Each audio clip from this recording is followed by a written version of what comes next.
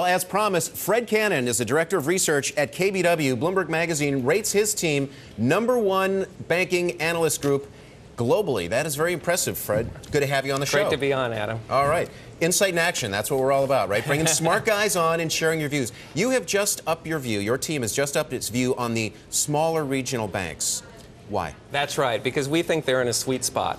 They're under $50 billion in assets, so they get to avoid that stress test that the Fed's putting on the banks. What does that mean? That means this industry that is overcapitalized, highest capital in 70 years, but can't return capital if you're big, can if you're small. We expect 22% earnings growth in this group as we move forward, the ones that we like. We think they're going to be able to return capital, and they're going to be able to beat up those big guys who are preoccupied with things that are going on in Europe and elsewhere. When you talk about returning capital, how do they do that? Dividends, share repurchase, and deals. While we have yet to see the wave that we are expecting in the banking group, we think by the back half of the year we're going to start to see deals really pick up in this group. And historically, when deals start to pick up in any group in Wall Street, stocks go up. Places a bit under the market. Some of the names, just so people understand, what Bryn Mawr, which is in Pennsylvania, Columbia. Up in the Pacific Northwest, Great Bank has rolled up a lot of these FDIC things, is ready to roll up the rest of the Pacific Northwest. Bryn Mawr, good private bank, growing quickly. A lot of these aren't household names by any stretch, but that's also what's good about them.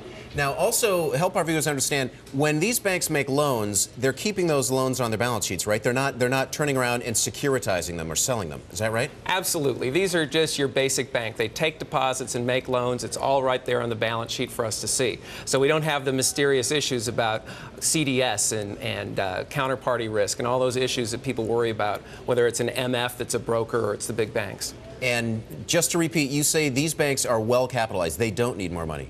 No, absolutely not. This industry is already at a historically high level since the Great Depression in terms of capital. The average level of capital is near 10% at these banks. And we're not talking about funny capital. We're talking about common tangible equity. So if common equity is about 10%, in other words, they're levered 10 to 1, as opposed to a JP Morgan, a Goldman Sachs, et cetera, which are 14, 16, 17 to 1. Exactly. Or how about some of those banks over in Europe?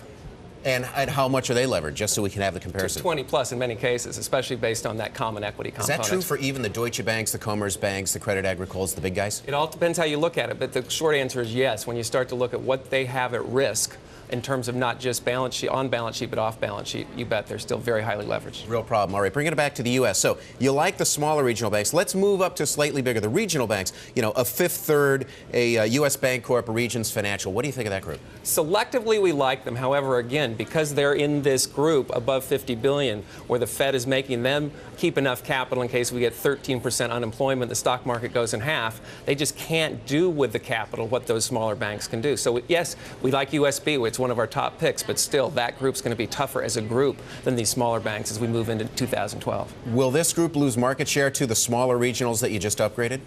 Selectively, absolutely, because remember, a big issue for these banks is who has the legacy assets, who still has to deal with all those pre-crisis issues, the Bank of America type of issues. These small regionals, 10 of those of the 12 have no real credit issues. They are on offense, 110% on offense, so they're going to be able to go up against whether it's Bank of America or Fifth Third and pick up market share. So who are the ones that still have issues? The 2 of the 12. We still have Private Bank on there, which is an interesting one. It's in Chicago. We think that we'll continue to get that turnaround. Remember, across the banking industry, it was that turnaround in credit that got these banks up off the floor. But now that's not the big issue. The real issue now is profitability. And then the big banks, the ones everyone always talks about. We almost get sick and tired of talking about them because we hear about them every day. Bank of America, JP Morgan, Citi, et cetera. What's the view there? The view is it's a tough environment for them. They're the ones that have Europe. Really, there's only 5 banks in the country that have significant European exposure, and it's those big global banks. Number one. Number two is... By the way, how big is that exposure as a percentage of assets? 3%, 10%, 20%-ish? Well, the short answer is we don't really know exactly because it depends on which exposure you're talking about. If you're talking about notional derivatives, it's many times the size of the balance sheet. When you start talking about net derivatives, it's much smaller. Again, these aren't terribly big issues for the U.S. banks relative to Europe, but still it's major exposure when we're talking about counterparty risk to some of those big European banks. And, of course, all kinds of regulatory issues.